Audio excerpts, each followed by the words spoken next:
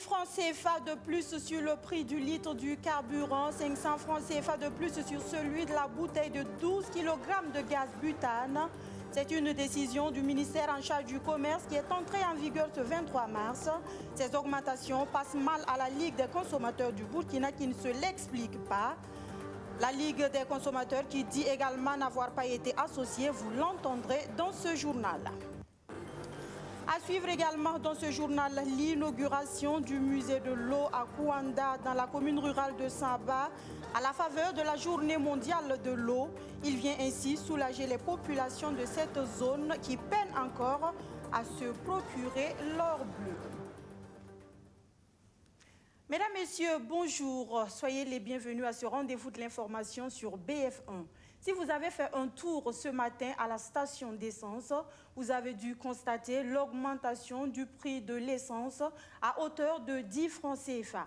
Il n'y a pas que le carburant, le prix de la bouteille de gaz de 12 kg a également connu une hausse de 500 francs CFA, inadmissible pour la Ligue des consommateurs qui dénonce le manque de concertation et la non-justification de ces augmentations par l'autorité.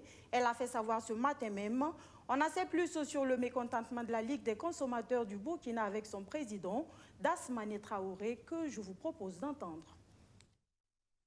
À compter de ce jour, 23 mars 2021, les consommateurs du Burkina ont constaté l'effectivité d'une augmentation de 10 francs sur les prix de la pompe à la pompe des hydrocarbures, super, gasoil et pétrole, et de 500 francs sur le prix de la bouteille de gaz butane de 12,5 kg. La LCB regrette cette augmentation pour les raisons suivantes. 1. La LCB est membre du comité interministériel de détermination des prix des hydrocarbures à titre d'observateur. Malheureusement, et comme d'habitude, elle n'a pas été ni associée ni informée officiellement de cette décision. C'est pourquoi nous dénonçons fermement cette façon de faire. Deuxièmement, le communiqué du ministère du Commerce ne donne aucune raison justifiant cette augmentation. Un silence qui est observé depuis l'annonce jusqu'à hier soir. Or, le droit à l'information est une exigence du gouvernement vis-à-vis des gouvernés. C'est une violation d'un droit élémentaire du consommateur par le gouvernement et c'est bien dommage. Voilà, et comme annoncé tout de suite, depuis ce 23 mars à 0 heure, les prix du carburant devraient connaître une augmentation à la pompe. Selon une note du ministère en charge du commerce, je vous le disais également tout de suite, c'est une note en date du 19 mars 2021 qui ajoute 10 francs CFA sur le litre du carburant et 500 francs sur la bouteille de gaz butane de 12,5 kg. Si dès les premières heures, les stations-service vendaient toujours aux anciens tarifs, dès ce matin, des consommateurs ont fait l'amer constat de cette nouvelle augmentation. Même si les avis sont partagés sur cette hausse des prix des hydrocarbures, constat à minuit et ce matin à Ouagadougou, c'est un constat réalisé par Luc Pagbelgem. Pour nous, l'augmentation n'est pas normale. Nous, on veut qu'on a qu'à diminuer le prix, le même ajouter. Mais si ça a augmenté à l'international, ici aussi, c'est normal, non? Si c'est augmenté à l'international, en tout cas, c'est de l'international, on va essayer de regarder, gérer les choses pour que ça aille, quoi. Sinon, ça ne va pas. À faire des diététiques, c'est quoi la même là? Ça fait 10 ans les pays là même, ça ne va même pas. Avec le coronavirus, quoi, c'est pas facile. Nous, on attend ce que l'équipe là vienne régler les prix. Nous, on n'a pas le droit d'augmenter. Si ce n'est pas eux qui vont venir changer les prix, et nous, on applique. Ils vont venir vers quel moment? Bon, pour le moment, on ne sait jamais. Mais normalement, Mini devrait être là. Donc, on attend ce qu'ils viennent régler le prix. Mais pour le moment, nous, on va à l'ancien prix. Voilà. Augmenter quoi? Prix du carburant. Comment? À partir de minuit, là, aujourd'hui, là, ils ont ajouté 10 francs dessus. C'est que ça a chauffé. C'est que là, ça a chauffé. Ça a chauffé comment? Ouais. Je peux me promener avec mes 500 francs. Après, on me dit d'ajouter 10 francs sur ça. Je fais comment? Non, c'est sur les litres qu'ils ont ajouté. 500 là, il y en a toujours. Il y en a sur. Ah bon, ok, c'est sur les litres là. Donc, Dieu merci. Allez, Farah. Bon, j'ai demandé carrément de 500. Il m'a dit d'amener 10 francs. Que c'est devenu 490 francs. Donc, j'ai remis les 500. Moi, je n'ai pas 10 francs. Je dis c'est bon de garder la monnaie. Hein? Il dit que ça a augmenté. Voilà. Ah, parce que j'ai mis 1000 francs. J'ai dit que de mettre 1000 francs, on m'a mis 980. Je me suis demandé pourquoi on m'a mis les 980 là. Ils m'ont montré le fichier qui était posté sur le compte là. Le fichier là, c'est quoi? Ok, le prix de l'essence là s'est augmenté. On a appris ça à travers les médias. Il y avait une augmentation effectivement du prix du carburant. Vous pensez quoi de la nouvelle augmentation? Vous savez, ce qui est sûr, ce n'est pas à l'avantage des citoyens. Mais aussi, si la situation en est arrivée à là, c'est qu'il s'agit effectivement de la mise en œuvre de certaines politiques qui ont certainement des raisons. On vient d'attendre ça hier soir vers les 18h comme cela. Bon, ce matin, ils ont passé, nous, on a demandé pourquoi le prix du gaz sont augmentés. Mais pour le moment, ils n'ont pas encore dit quelque chose de choses. Ils n'ont pas donné d'explication. Voilà. Non, mais vous vendez votre gaz à combien? Moi, pour le moment, c'est le même prix que nous vendons. 6 kilos, c'est combien? 2000 francs et 12 kilos à 5000 francs. Voilà, et c'est ce que pensent les quelques Ouagavillois sur ces augmentations. Sur ces augmentations, on y reviendra plus en détail dans nos prochaines éditions. Mais en attendant, sachez que l'autre préoccupation dans plusieurs localités du Burkina Faso, c'est l'accès à l'eau potable. À la date du 31 décembre 2020, près de 25% des populations n'en disposaient toujours pas aisément selon l'ONG WaterAid. C'est sans doute pour soulager le calvaire de cette partie de la population que l'ONG a procédé à l'inauguration du musée de l'eau à Kouanda dans la commune rurale de Samba ce 22 mars, date marquant la commémoration de la Journée mondiale de l'eau. Archimède Boya. Ce 22 mars marque la commémoration de la Journée mondiale de l'eau. C'est aussi la date choisie pour l'inauguration de ce musée de l'eau. Établi sur une superficie de 10 hectares, à Kouanda, village de la commune de Saba à la sortie est de Ouagadougou, cet espace se veut un cadre d'éducation sur l'importance de l'or bleu.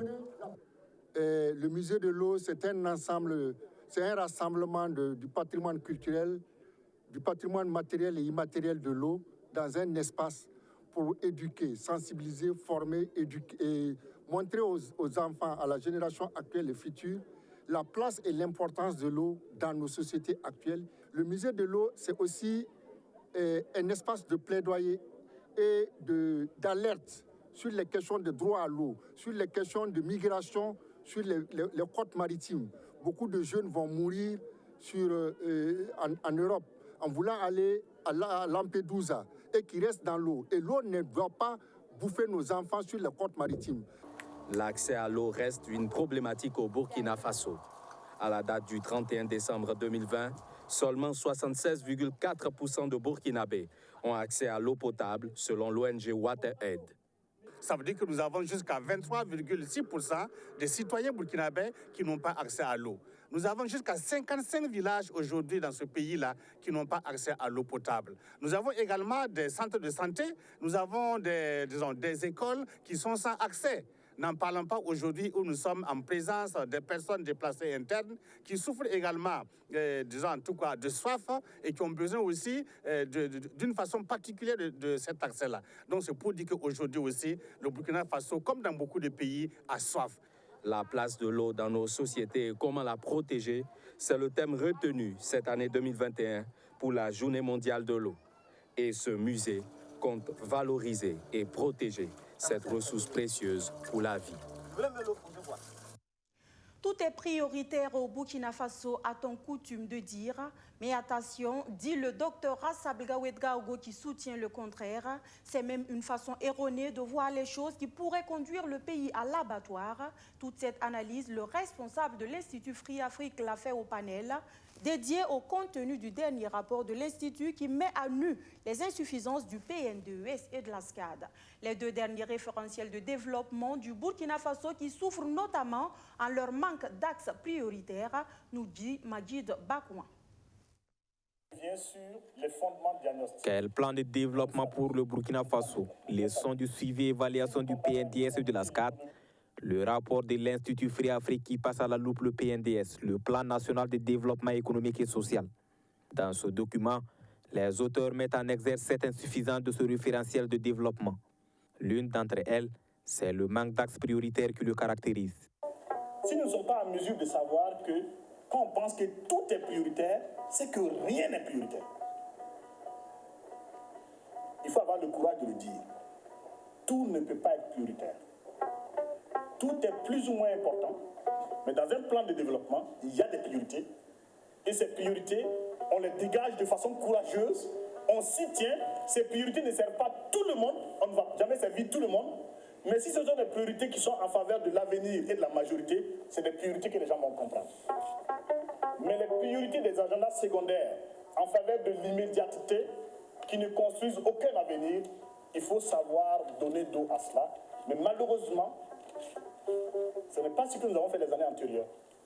Donc nous appelons à du courage pour faire en sorte qu'on puisse ensemble savoir où sont les grandes priorités du pays et qu'on organise la focalisation de l'attention sur quelques-unes d'entre elles et qu'on s'y tienne pour produire le résultat qu'on attend tous. La communication gouvernementale sur le financement du PNDS n'a pas non plus été une grande réussite, révèle le rapport.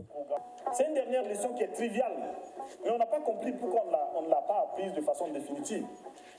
C'est la question de la communication autour du financement. Vous vous souvenez de ce que nous avons appelé la fanfaronnade de la table ronde de Paris, ou la pantalonnade de la table ronde de Paris.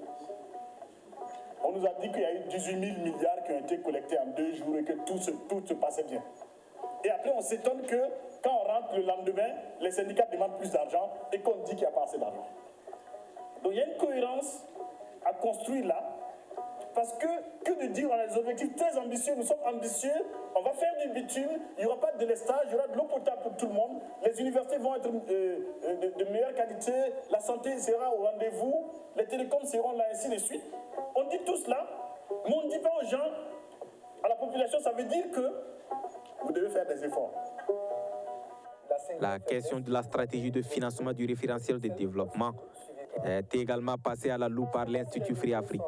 Il ressort du rapport une faiblesse de la mobilisation des ressources nationales. Et en particulier en 2021, on ne peut pas accepter que notre plan de développement soit conçu et considère que c'est l'extérieur qui va nous financer tout bonnement parce que nous sommes beaux, parce que nous sommes bien, parce que nous sommes le pays de Sankara ou le pays de Norvège en gros. Parce que tout le monde regarde la télé et tout le monde se rend compte que le monde est en crise et qu'il y a une crise économique sévère. Donc à tout le moins, ne serait-ce que ce contexte doit nous incliner vers la mobilisation forte de nos propres ressources. Ce rapport est le fruit de 7 années de recherche. Les résultats de l'étude sont soumis à débat ici, au siège de l'Institut Free Afrique. L'idée étant d'œuvrer à trouver ensemble des solutions pour le développement du Burkina Faso. La faible mobilisation des ressources décriée dans le rapport de l'Institut Free Afrique, elle a également retenu l'attention de nos confrères de l'hebdomadaire L'Économiste du Faso, qui révèle que près de 1753 milliards de francs CFA de recettes internes ont été mobilisés en 2020 par les 3 régies financières. Un montant inférieur à celui mobilisé en 2019, mais à regarder les chiffres de plus près, ils sont fort appréciables car mobilisés dans un contexte de pandémie. Sachez-le, la DGI s'est illustrée de la plus belle des manières en mobilisant près de la moitié de ses fonds. Une performance qui s'explique grâce notamment aux télédéclarations. Les explications de Arsène Konditamdi. 2020 a été une année de défis pour l'ensemble des Burkinabés, mais encore plus pour les services en charge de la mobilisation des ressources. En juin, le gouvernement a dû revoir ses ambitions à la baisse pour tenir compte du contexte de la Covid-19. Sur une prévision initiale de 2233,316 milliards de francs CFA, les chiffres ont été ramenés à 2057,798 milliards de francs CFA. Finalement, 1753,30 milliards de francs CFA ont été récoltés par les différentes régies. On peut dire que c'est vraiment une mobilisation satisfaisante au regard du contexte aussi d'insécurité, parce qu'on n'arrive pas à collecter des impôts sur une bonne partie du territoire, notamment une partie de la région du Nord, le Sahel et aussi l'Est. Donc c'est quand même satisfaisant et ça prouve quand même que le Burkina, c'est un pays qui sait résister un peu face au choc. Vous savez aussi qu'avec la fermeture des frontières et le ralentissement même de l'activité économique mondiale, il y a eu quand même une répercussion au niveau de la fiscalité de porte. Cette importante mobilisation s'explique par plusieurs facteurs. Même si les montants récoltés par l'élargissement de l'impôt unique sur les traitements et salaires ne sont pas connus, tout porte à croire que l'IUTS a permis de faire grimper le poids de la bourse de l'État. La hausse du cours de l'or y a également fortement contribué. La hausse du cours de l'or a joué sur les chiffres d'affaires. Donc ça joue aussi sur les bénéfices des entreprises. Donc l'impôt sur les bénéfices a eu quand même à profiter de cette hausse du cours de l'or. Quand vous regardez aussi le recouvrement au niveau du trésor, les royalties ont connu une hausse. Donc c'est justement parce qu'il y a eu une hausse du cours de l'or que tous ces paramètres ont été impactés par ces performances-là. Donc c'est un ensemble de facteurs qui se sont croisés et qui ont permis quand même au niveau des recettes internes d'atteindre ce niveau record.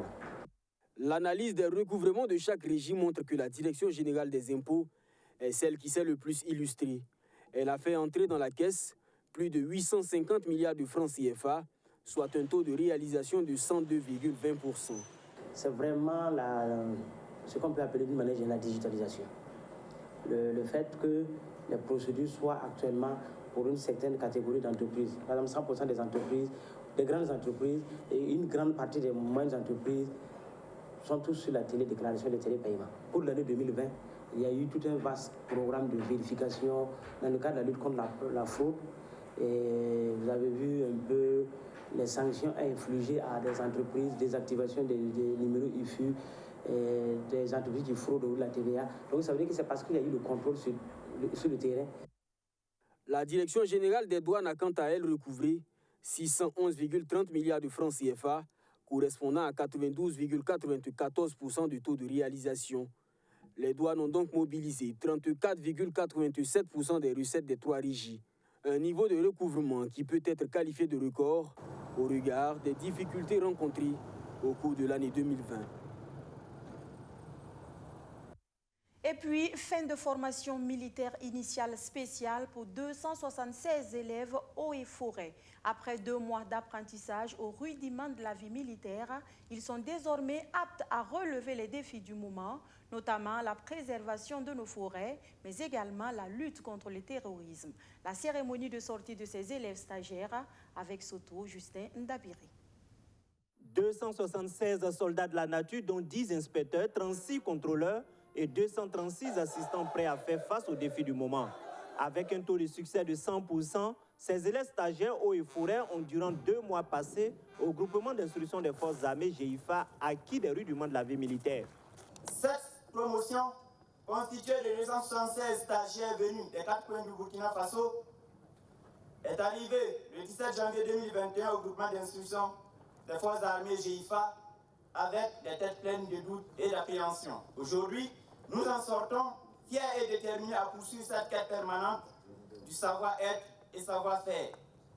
En effet, 2 mois durant, nous avons appris l'esprit de dépassement de soi et des multiples enseignements par nos cadres qui nous ont modélés en des soldats pleins de confiance. Cette formation militaire initiale spéciale a pour objectif d'inculquer aux stagiaires des savoir-faire et des savoir-être militaires qui leur permettront d'accomplir efficacement leur mission sur le terrain. Le but de cette formation était de faire bénéficier aux stagiaires des connaissances et des aptitudes militaires qui leur permettront d'accomplir efficacement leur future mission, avec pour objectif l'acquisition d'un très bon esprit militaire, l'aguerrissement et l'amélioration des aptitudes physiques et morales.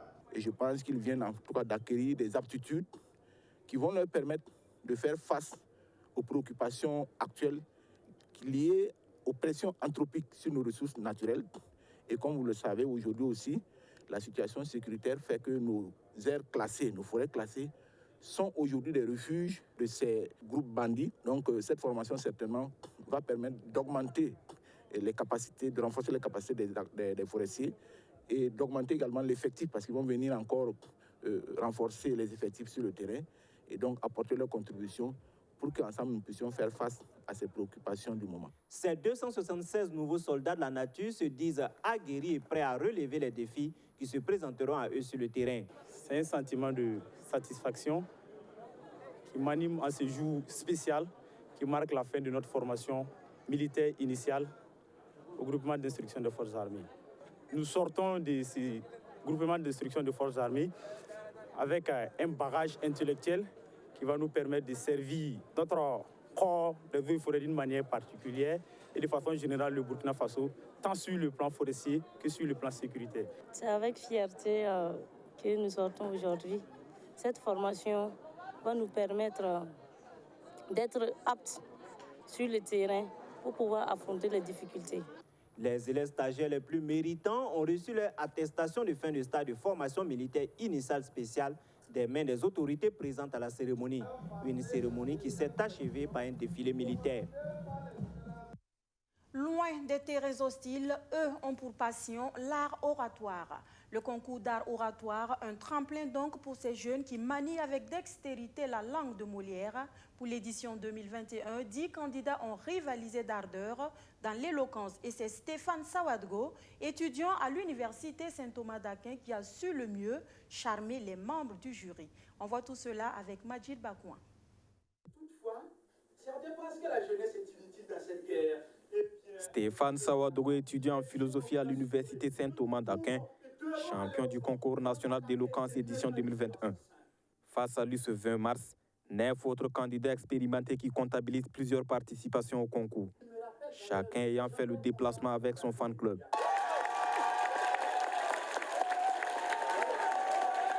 Pour venir à bout de ses concurrents, il lui a fallu laisser parler son éloquence et son art à la parole et remporter la victoire finale avec 26 points. Jeunesse contre la Covid-19, c'est le thème choisi pour cette 5e édition. Certains pensent que la jeunesse est inutile dans cette guerre. Eh bien, à vous jeunes de ma trempe, laissez-moi vous rassurer que nous pouvons et devons aller au front, contre-attaquer et neutraliser l'assassin. Alors, j'ai fait comprendre à la jeunesse et particulièrement à tout le public qui est venu ici ce soir que la maladie est réelle et la jeunesse doit croire en l'existence de la maladie, même si nous sommes les moins frappés parce que c'est les personnes plus âgées qui sont les plus vulnérables. Alors j'ai invité mes confrères, les jeunes de ma trempe, à croire en l'existence de la maladie et à se protéger en prenant la maladie au sérieux. Le bilan de cette édition est jugé satisfaisant par le comité d'organisation. Pour cette 5e édition, les organisateurs ont voulu mettre en lumière les actions entreprises par la jeunesse burkinabé dans la lutte contre la Covid-19. 2020 a été une année vraiment éprouvante pour notre pays. Nous avons été éprouvés par cette maladie, la maladie à Covid-19. C'est pourquoi nous avons voulu, au regard de toutes les actions que la jeunesse a entreprises afin de lutter contre cette maladie, mettre en avant justement toutes ces actions que la jeunesse a faites.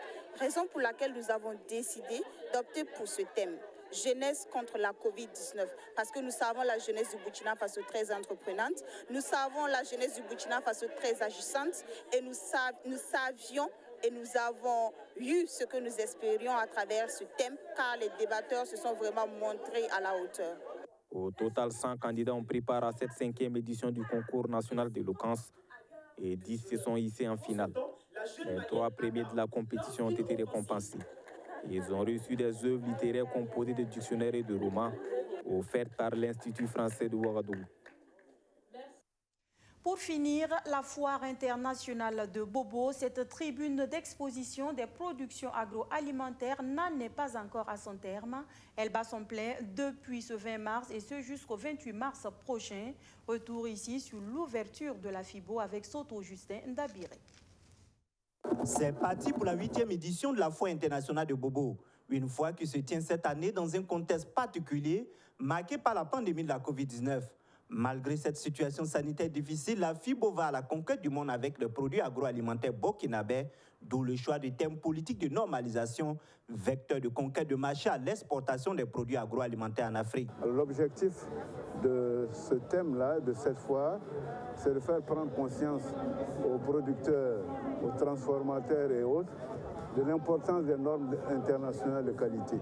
C'est dans la mesure où ces normes seront appliquées que nos produits seront compétitifs sur le marché international et que nous pourrons concurrencer avec les autres.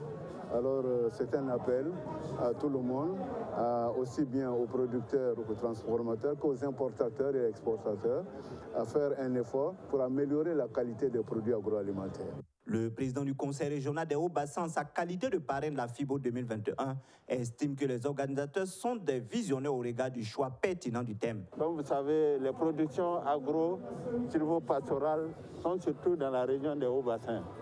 Donc c'est normal que la région collectivité puisse apporter un concours à l'organisation de la foire.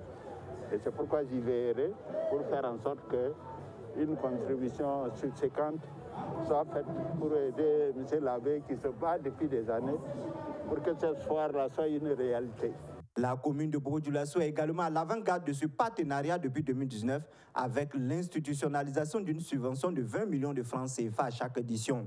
La foire internationale de Bobo-Dioulasso, c'est une fierté de la ville de Bobo, les citoyens, la commune et tout cela. Et je pense que nous avons analysé ce qui fait que en 2019, nous avions conventionné avec les organisateurs, faire en sorte qu'on puisse les accompagner, les subventionner, à ce que cette foire puisse grandir davantage. Et parce que nous sommes la ville culturelle, nous sommes la ville économique, il y a beaucoup de production, beaucoup d'innovation en matière de petites entreprises. Alors cette foire est une occasion pour vendre, commercialiser tout ce qui est innovation au niveau de la production agroalimentaire. En dehors de la foire, plusieurs activités sont au programme de la 8e édition de la FIBO. Il s'agit de l'organisation d'un atelier de formation des exposants sur les normes internationales de qualité des produits agroalimentaires, une journée de concertation sur le projet de création du réseau des acteurs professionnels pour la gestion et l'exploitation de la FIBO. Voilà, mesdames, messieurs, c'est tout pour les actualités de la mi-journée sur BF1. Merci de votre aimable attention. Je vous retrouve demain, même heure, même canal, pour un autre point de l'actualité. D'ici là, prenez très bien soin de vous. Bonsoir.